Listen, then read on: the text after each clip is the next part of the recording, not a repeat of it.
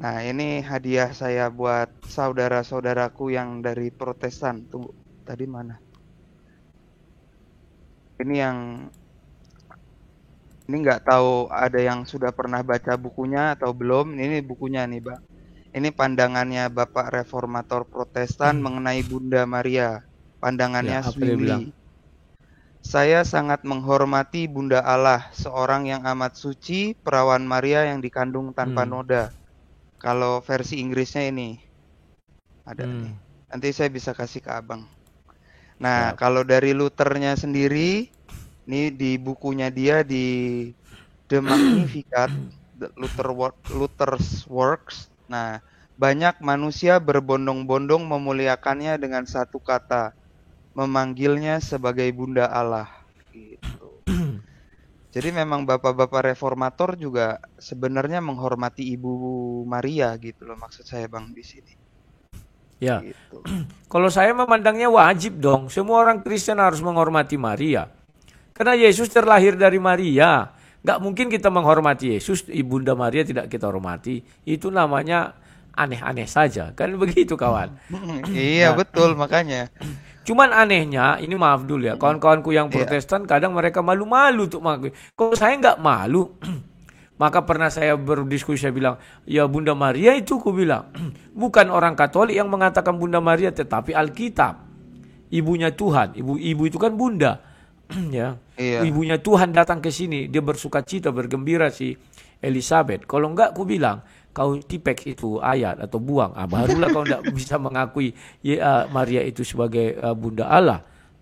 Iya, Ya, iya. silakan. Iya. Ini jadi gimana Yohana ada tanggapan dulu mungkin sister kita yang satu ini?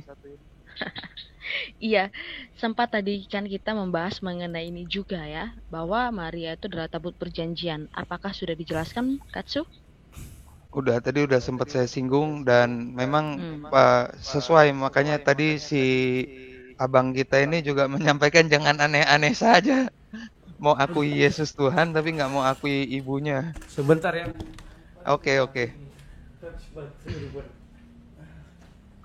Tunggu, kita Iya, lanjut dulu kalau gitu. ya. Dan juga begini Pak Katsu, banyak juga Mm-mm. yang menganggap bahwa Maria itu kan hanya manusia biasa. Tidak mungkin dia itu tidak berdosa. Tidak mungkin dia itu suci selamanya. Nah, bagaimana menurut pandangan gereja kita menanggapi berbagai pertanyaan yang seperti ini? Sebab kita juga kan tadi udah sempat menyinggung bahwa Maria itu merupakan tabut perjanjian Allah yang Mm-mm. kedua untuk di perjanjian baru. Silakan Pak Iya. Katsu. Jadi tabut perjanjian yang baru itu kita mesti juga paham kan Bunda Maria masih memiliki namanya sisi kemanusiaan ya. Pasti dia ada dosa dan dia memang dalam ajaran gereja Katolik dia memerlukan juga penebusan dari Yesus. Begitu. Jadi memang bukan Bunda Maria lepas dari dosa. Dia justru dikuduskan melalui rahmat penebusan Kristus juga nanti. Itu ajaran gerejanya. Wah, menarik nih. Karena banyak juga Mm-mm. teman-teman di luar sana mungkin begini pertanyaannya. Oh, Mm-mm. berarti yang bundanya melahirkan Tuhan, ternyata anaknya sendiri gitu yang menyucikan dia gitu. Karena banyak sekali paradigma di luar sana yang membangun bahwa tidak mungkin, itu mustahil, Tuhan itu tidak mungkin seperti ini, Tuhan itu tidak mungkin seperti itu. Mungkin lewat dari kisah Maria ini bisa dijelaskan yang menurut Pak Katsu tadi, yang menurut Mm-mm. data sejarah gereja, bisa dijelaskan kembali agar paradigma negatif tadi yang mereka tidak tahu menjadi tahu. Silakan Pak Katsu. Jadi inti pertanyaannya itu mungkin itu nanti boleh dibahas agak belakang nggak? Soalnya itu udah eh, tema kita kan Maria Bunda Allah. Maksud saya kita selesaikan dulu pembahasan. Nah itu soalnya itu udah masuk ke dogma kedua Maria dikandung tanpa noda sih. Kalau Oh, dalam oke, ajaran baik. gereja Katoliknya. Tapi nanti saya bukakan sedikit gitu loh Siap, siap. penjelasannya buat ya sama-sama kita biar sama-sama tahu gitu loh maksudnya. Tapi nanti saya simpen dulu pertanyaannya saudari Yohana gitu. Kita tampung dulu. Kita Ya, lanjut. siap. Silahkan dilanjut Pak Katsu. Ya, tadi kita udah sampai pandangan dua bapak reformator. Jadi kesimpulannya dalam perjalanan sejarah secara umum berbagai kalangan sangat menghormati Bunda Maria. Secara khusus malah Zwingli itu 3 dogma penting. Bunda Maria tuh dia bawa satu kali dalam pernyataannya.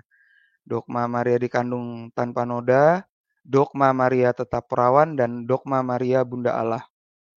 Nah, justru dalam semangat ini saya lihat kalau kita bisa menjembatani gerakan persatuan sama ini lewat abang kita ini debaters memang begitu. Nah, ini kan Oke, kadang ada gimana Bang? Silakan saya dulu. mau nambahi Abang ya. dulu. Iya. Sebenarnya kami Protestan ini bukan tidak menerima itu ya, cuman karena keterbatasan pengetahuan. Ya wajarlah. Iya. Karena di dalam KA saya jujur saja dari saya kecil sampai besar ayat mengenai Lukas 1 ayat 43 40 Lukas 1 41 sampai 43 ini jarang dibacakan. Dan kalaupun dibacakan orang tidak fokus ke kalimat itu ya. Sehingga mereka sering memberi kebingungan. Kok orang Katolik mengatakan Bunda Maria, kok berdoa harus melalui Bunda Maria, kan seperti itu seringnya. Karena mereka menurutku bukan kurang lagi, tak pernah membaca ini. Kadang karena aku dari kecil itu terlewatkan. Aku tahu setelah aku dewasa, aku baca, ternyata ada ya, bahwa Elizabeth mengatakan ini Tuhan datang ke tempatku. Maka dia bersuka cita ya. Jadi semenjak itu kugalilah. Dan dalam penggalianku, aku lihat di Kejadian 3 itu, situlah kata kuncinya semua. Ketika Tuhan mengatakan di Kejadian 3 ayat 15, situ terang benderang dibuat keturunan perempuan ini itu si Hawa. Tapi ini boleh polemik, boleh tidak ya. Si Hawa itu tidak dari keturunan tanah langsung. Tetapi dibilang Kejadian 2, inilah tulang dari tulangku, daging dari dagingku.